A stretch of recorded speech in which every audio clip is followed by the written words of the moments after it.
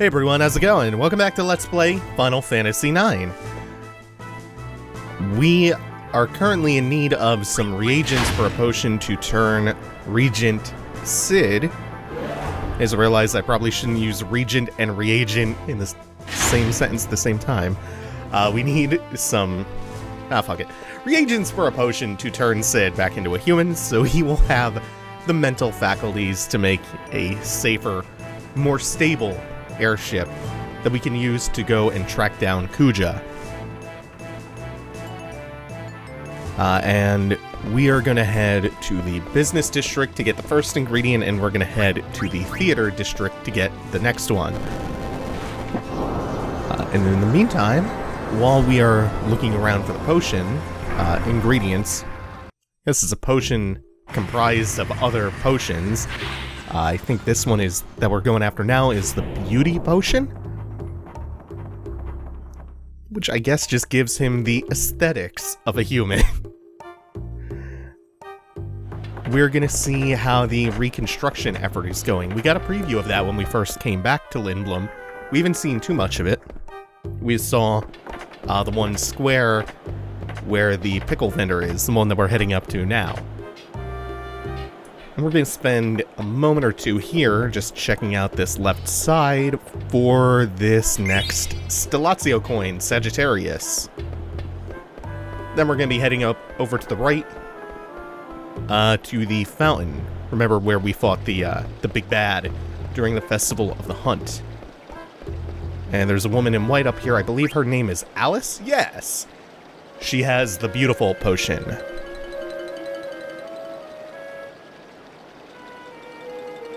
Normally, the flow of this would be just to walk around town aimlessly and ask random people about the potion. She doesn't have any of the other stuff we mentioned, and eventually you'll find either the key people to give you the potions, or they will sometimes point you in the right direction. Luckily, none of this is ever randomized, so as long as you know who and where the NPCs are, you can just beeline straight for them. And next up, we're heading to the theater district to get the next one, which I don't remember the name of either of the other two potions, but it's kind of irrelevant. I do remember, I think, the ratio that we mix them in. I think it's 5-2-3, right? 5-2-3? I don't know which one goes where, though. That's also not relevant because we don't actually have to mix it ourselves, so that's kind of a red herring they give to us. When I think they highlighted that in yellow. As if it's something that we were going to have to do manually. No, the game will do that for us. And this is that couple from Burmecia back in Disc 1. The one that we rescued. The husband who was trapped under the statue.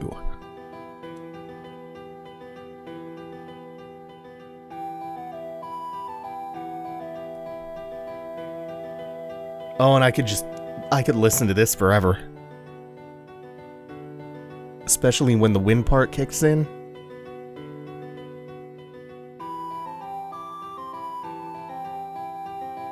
Oh, that sweet, melancholic whistle.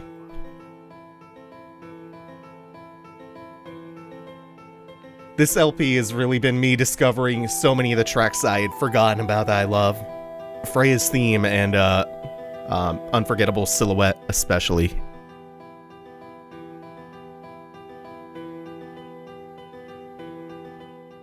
And the reason that plays there is because, even though there was a Freya-specific scene, she was still thinking about Sir Fratley. Remember, Unforgettable Silhouette is kind of Fratley's leitmotif of Freya's theme. Oh, he's my savior! Find out that they had kids. I don't remember if they mentioned that back in Burmecia, actually. Aww. They want a savior too.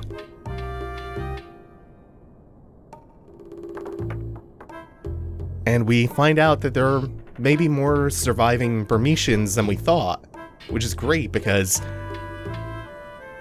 that means there's a chance that eventually, sometime way down the road, they will be able to go back to Burmecia and rebuild.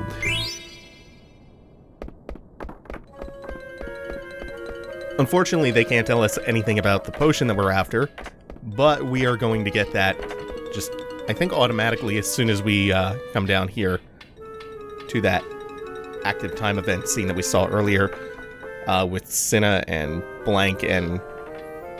Oh, I just missed it. Is it Venero or Zenero? Or Gennaro? Oh god, it could be any of the Neros.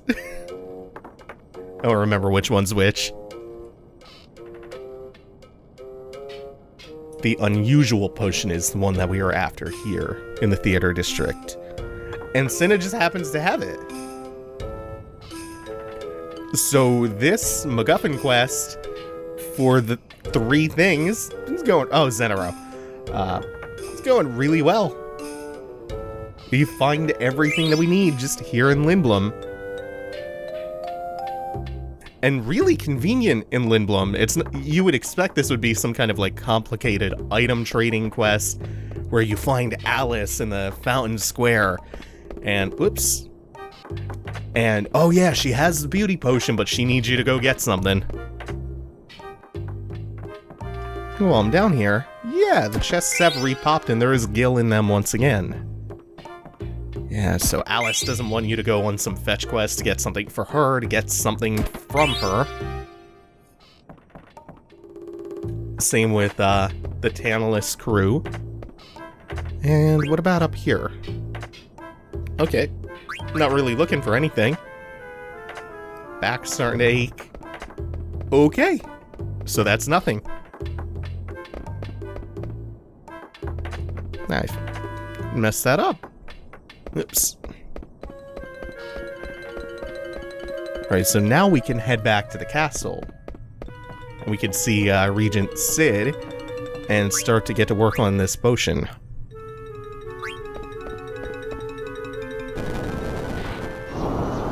So we got the Sagittarius. I think that's the final Stellatio we will ever get here in Lindblom. The others are from locations that we have yet to visit, with the exception of the very last one. We'll have to backtrack to an area we've been to. And I think we have 4 left now. And we will be getting all of them, just a reminder. Because the final Stellatio coin, once we turn that in, we get an item that actually affects the ending. It doesn't drastically alter anything. It doesn't, like, unlock the true ending by getting all 13 Stellatio coins. It just adds an extra bit of detail to a scene that I think is really cool. And it's not like we have to go that far out of our way to get all of them. I have to talk to the guards again. Oh, wait. Oh? You're not permitted to enter the royal chamber. Did I forget part of the potion? Or do I go to the conference room? I feel like today is a very forgetful day for me. Okay, yeah, I'm missing something. Oop, hold on.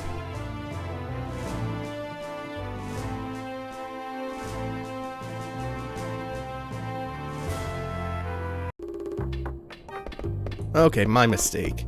I think the final potion ingredient we need is in this guy's workshop. I think his name is Michael. Yeah, self-proclaimed artist Michael. He doesn't have it per se, but it might be in his shop somewhere, so if we find it, we can have it. And I guess we can also just take whatever he has locked away in his chest, so we'll grab that lapis lazuli as well. There's the strange potion. Aha, okay. So what happened was, I made a mistake. I must have misread on the last episode, or I just forgot what I read a little bit. And for some reason thought that we started off with one of the potions, and that we only had to gather 2 of them. So, my bad there. Just a small bit of backtracking we had to do.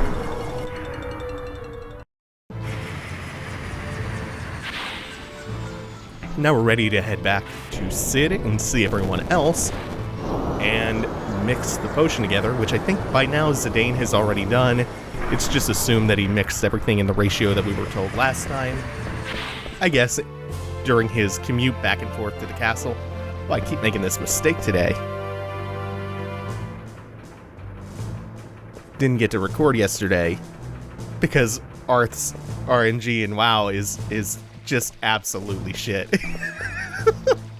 So we were running heroics trying to get him geared up for LFR for about 4 hours. It was truly harrowing. Arth, I love you. You're such a good friend. Your RNG is the worst thing I've ever seen. It is putrid. Oh, I'm just calling him out. It was a good-ass time, though. Did his first raid. Yeah, okay, he totally did mix the potion together during his commute to the castle. Just like we were told. So, let's see if it works.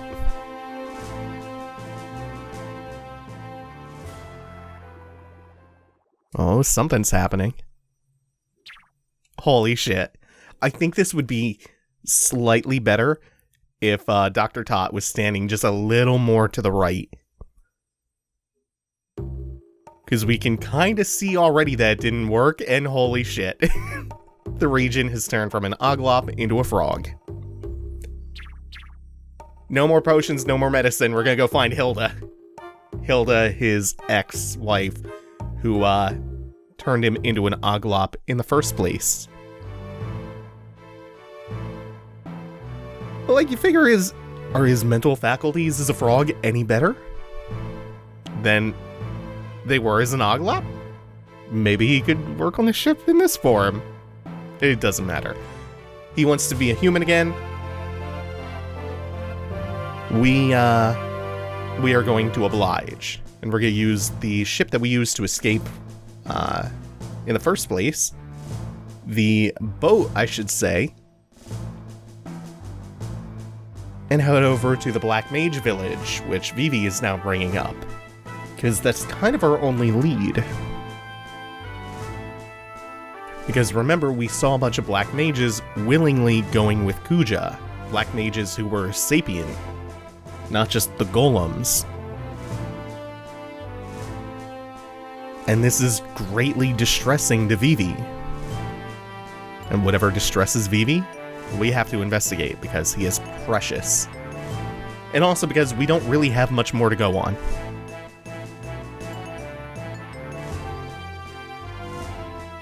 And we are now going to see a new side of Lindblom again. You know, for as much as we go back and forth to different towns and cities, like we've been to Alexandria a bunch of times, we've been to Lindblom a couple of times, we've been to Trino twice. As much as we revisit some of these locations, we usually always wind up seeing some new part of the towns every time we're there. And in this case, we actually have seen it very briefly once. Either in like a flash sideways, I guess, or like a flashback. We saw the harbor very, very briefly before. This will be the first time we actually go there, and we also find out that Quina has worked their way back to Lindblom. Quina has had their own adventure while this story has been going on. Like, if FF9 were to come out in the current generation, there would be a DLC pack for Final Fantasy IX called Episode Quina. In fact, there would be multiple Episode Quinas.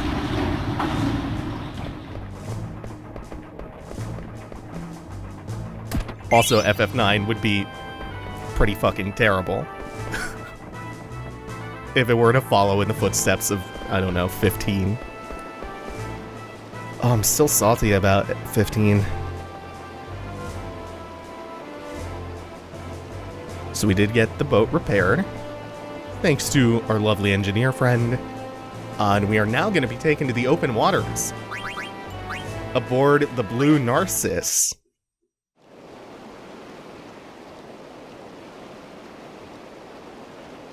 And look at who it is! It's Quina! Finally reunited with Quina again. So tired from a day safari, I climb mountains, cross ocean, fight monsters. Yeah, episode Quina. It's totally what is happening. And Blank is coming along at the request of Sid because somebody needs to stay behind to watch over the boat.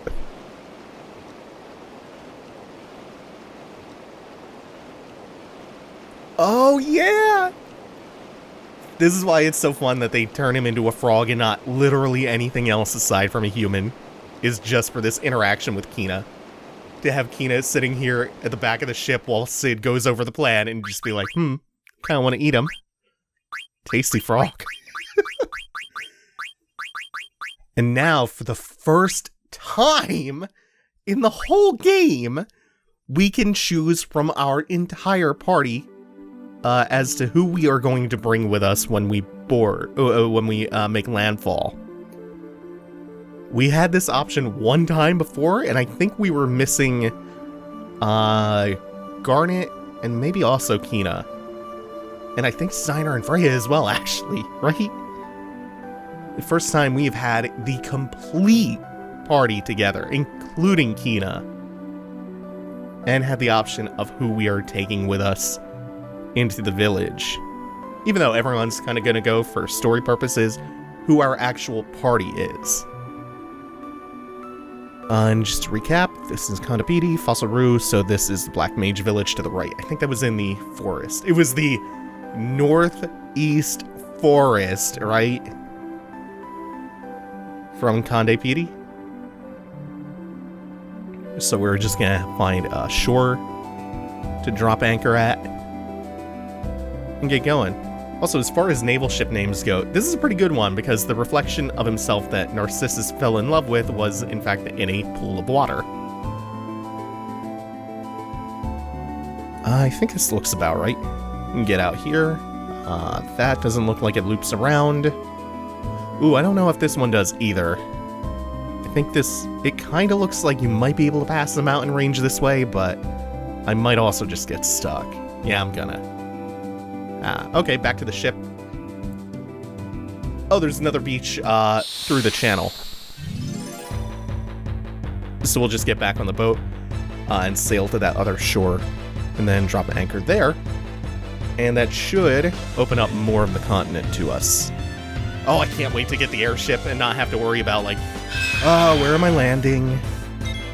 And then having to run the rest of the way to the village. Also, it's been a minute since we have seen one of these. Let's see how much of a threat it presents at this juncture of the game.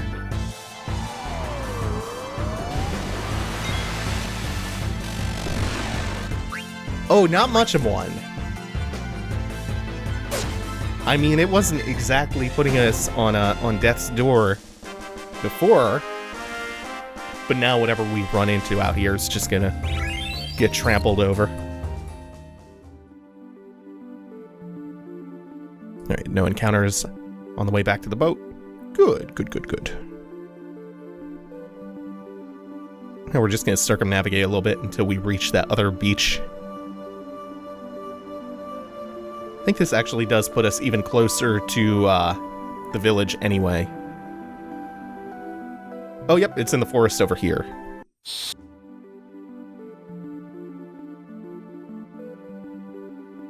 Come on, low encounter rate. I'm gonna be right on the door of the village and get... Oh, no. No, we're good. Cool. Yeah, we get to hear this theme one more time. Cool.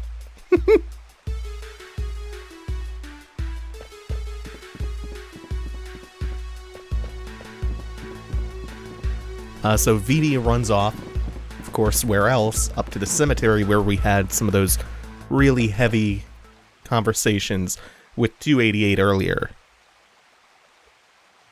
So most of the mages in the village went away with Kuja. A few of them stayed behind at the Chocobo Shack, which I don't think is a location we really explored all that much on our first visit. 288 has a much more lamentable demeanor now, as opposed to last time we saw him. Yeah, not many black mages even left in the village. Does 288 have any... No, nothing more to say.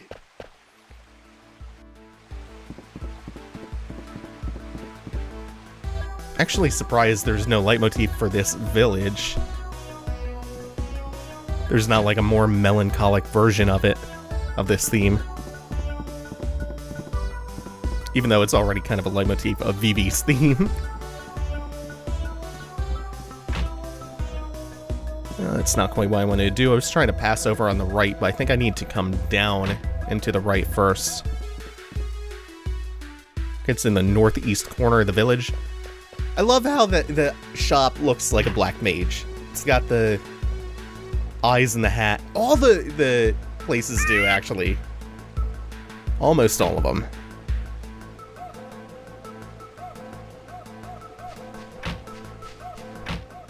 So what is going on in here?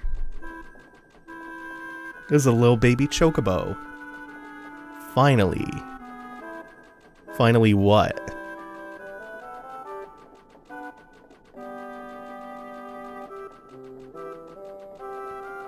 We're here to look after the chocobo. They stayed behind to look after the egg. Kept it nice and warm. So a group of people terrified and mystified by the concept of death and predominantly concerned with mortality found purpose in bringing life to bear and protecting it. This works perfectly. This is just an excellent illustrative moment that further explores the Black Mages, who we have known as murderers, who we have known as beings with short lifespans, who are just kind of interrogating the very concept of what those lifespans mean, and now as like pseudo-parents who just want to raise and protect a life. It's so good.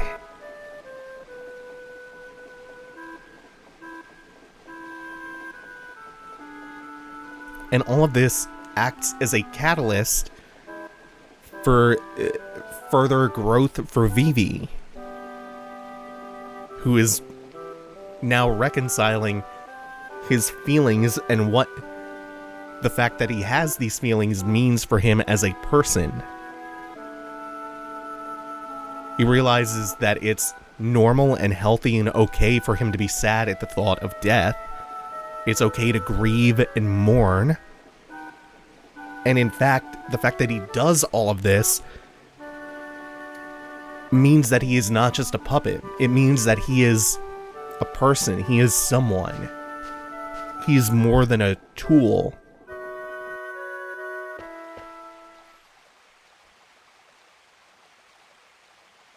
God, it's so good.